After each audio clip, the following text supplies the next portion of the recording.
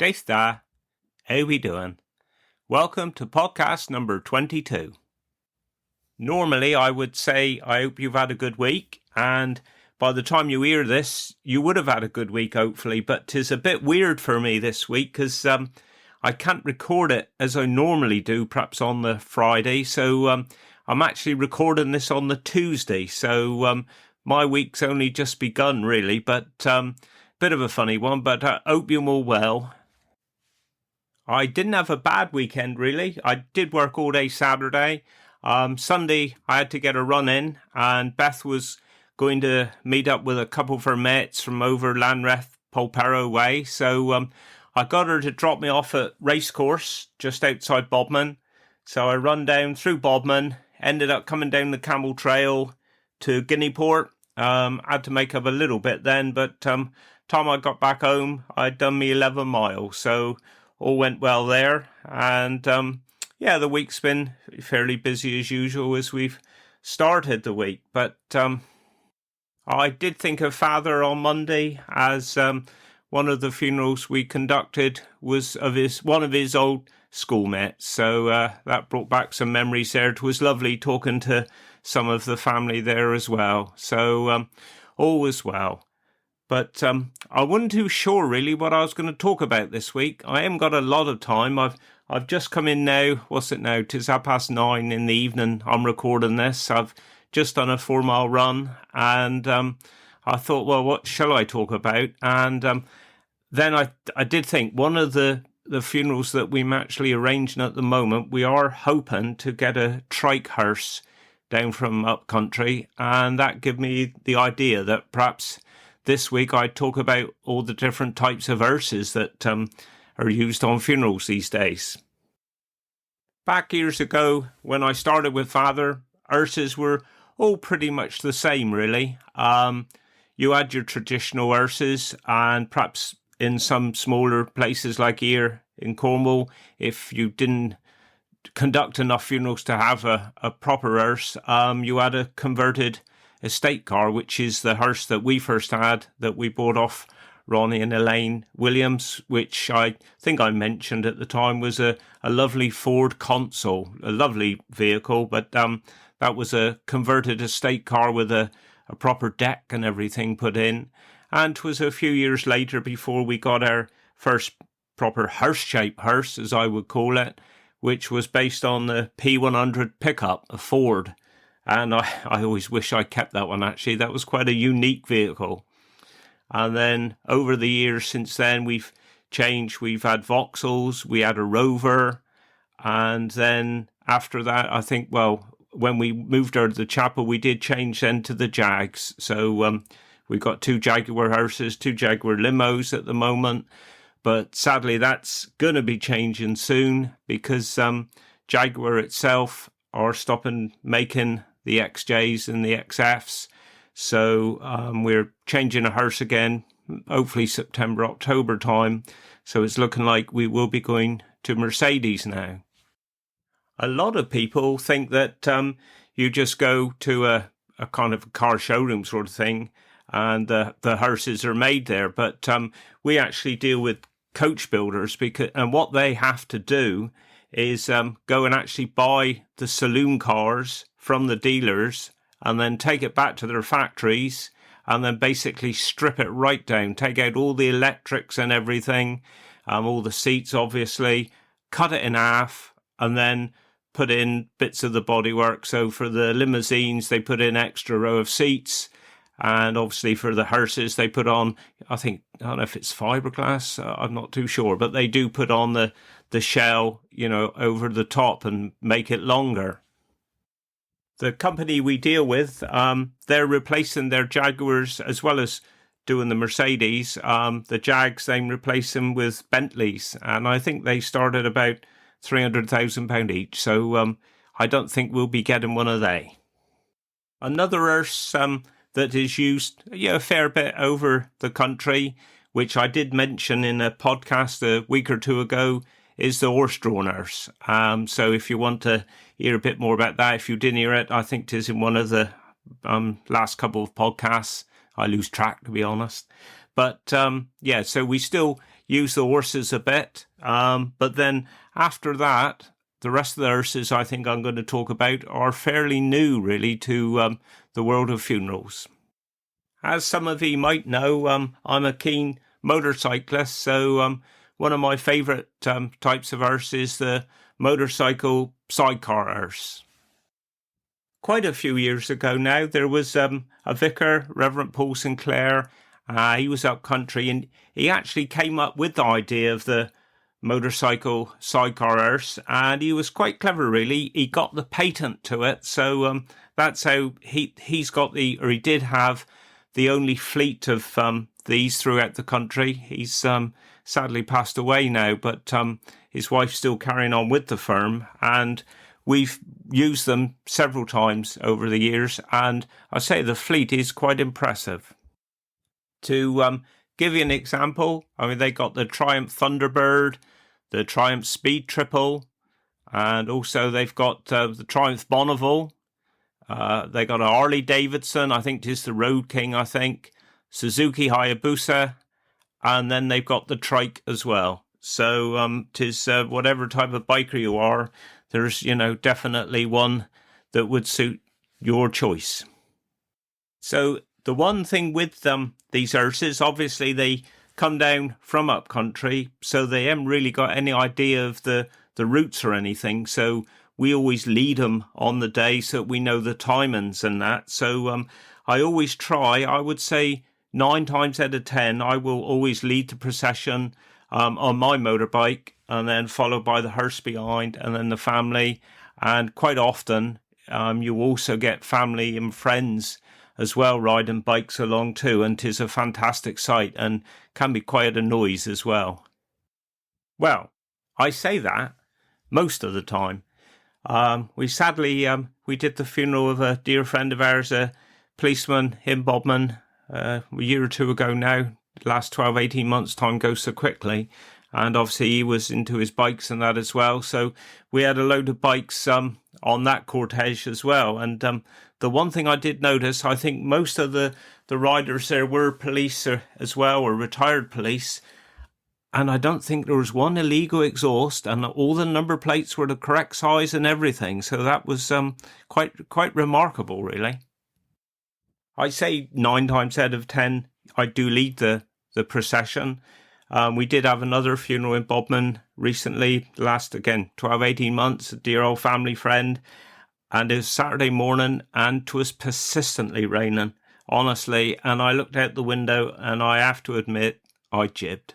So, but I usually like to go there. We got really friendly with one of the riders, used to come down a lot. His love of pasta, he's drawing down, I think, dear old Rob Crocker.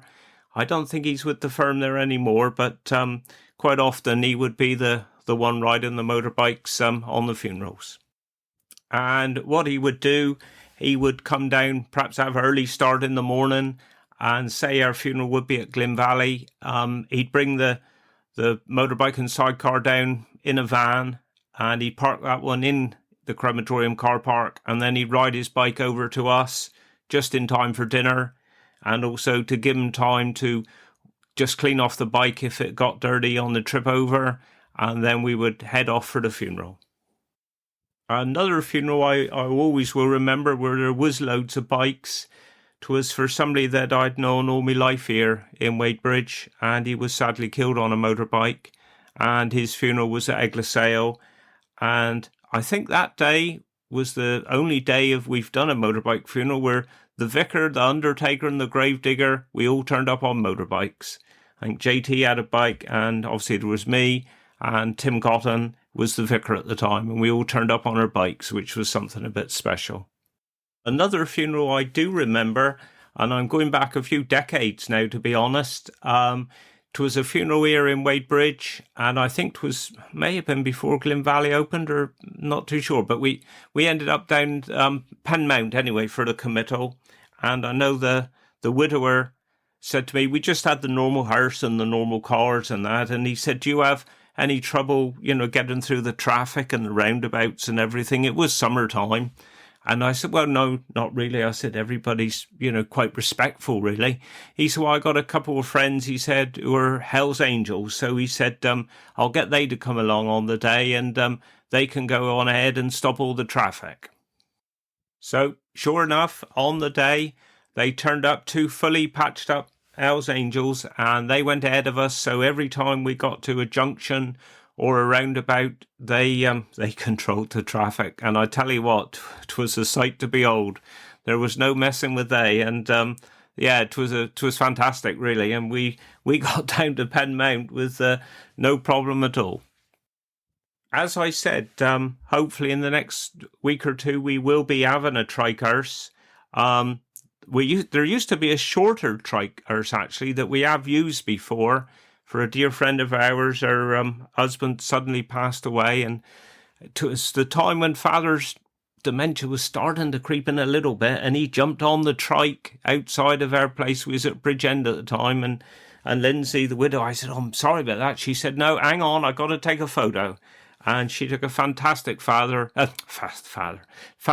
photo of Father on this trike, and we actually used that one on his order of service for his funeral year before last. And then she persuaded me to get on as well. So she took a couple of lovely photos there. But I don't think they got that trike anymore now. And the one they got is a longer one. So if we do use it on the funeral, I will definitely try and put a photograph of it on our Facebook and our website page. Another popular hearse down here, obviously with the surfing community and everything as well, but is the VW split screen hearse. And as some of you might know, we've got a splitty ourselves, but I try not to use that one on funerals because I'm the only one that actually drives it, because there's a left-hand drive. He was actually he was made in Germany, and then he was exported to California. He was made in 1963. And then he was brought back, I think, to Morganport. Got to be, 20-odd years ago now. And then somebody up Tregellis bought it, and that's where we got it. So we must have had, about 15 years now, perhaps, something like that. So I've used it a few times on funerals, but as I said, I always try not to really, because I prefer to, to be ahead of the cortege or whatever. So we had a couple of mates up in the Midlands, and that was Claire and Michelle. They had a lovely fleet of VW hearses. They've actually finished now. So we got a mate down west, Darren. He got a splitty as well, so splitty hearse. So we use that one sometimes. But tis quite interesting, I would say, coming through Wade Bridge, because as you might know, we got a lot of speed bumps, and both my splitty and Darren's as well, they have been lowered quite a bit, so they can scrape a bit as they go over the speed humps. Quite often we've had, I wouldn't say they was hearses really, but we've had vehicles that families or friends have kind of used as a hearse on the day. So that would be like steam engines, traction engines, which have been a fantastic sight. Also lorries, we've had coffins on the back of lorries before as well. So, anything goes really, as long as it's safely strapped on. It can look fantastic. As you may know, I am into me cycling a little bit. I used to cycle, 7 days a week, but I've cut down now that I'm doing this running, hopefully for the marathon. I only cycle about 4 times a week at the minute. But you can get a hearse. It's like a tandem hearse. And what 'tis, you got the bike, the push bike, and then they've put a frame where you put the coffin on the side of it. And I quite fancy having a go at that. We've never used that one ourselves on funerals. I wouldn't mind, using it if we was here in Wadebridge, perhaps Egglesale Church or something. But I don't think I'd be quite so keen if I had to cycle from our chapel to Glyn Valley or no. And I don't know whether the sight of perhaps me and me lycra with me tails and me top hat would be much of a sight either. And there are other different hearses you can have too. you've got a firm that have converted a Land Rover Defender into a hearse, which is quite a good-looking thing, really. Also, another chap have converted a Mark I Escort into a hearse. And also, someone's done a Morris Minor Traveller. So there is so much choice out there these days. It is unbelievable, really. And I think the last one I'm going to talk about today is based on Del Boy's Reliant Robin from Only Fools and Horses. And 'tis class. 'Tis what they've done. They've got a replica of his yellow Reliant Robin with all the writing on the side. And then they tow behind it another, I guess, was a Reliant Robin, but they've altered it a bit, which that's the hearse bit. So that's where the coffin goes. And so that's the hearse. And also, if I'm right, he have got a button on the dashboard that he can press in and out, which will make the exhaust backfire. So, yeah, that is quite a sight. I did put a photo of it on our Facebook page a year or two ago now. Tis worth looking for. Tis fantastic.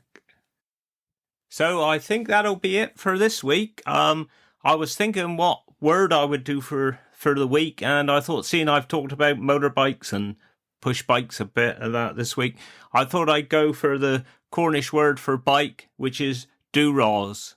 So there we go.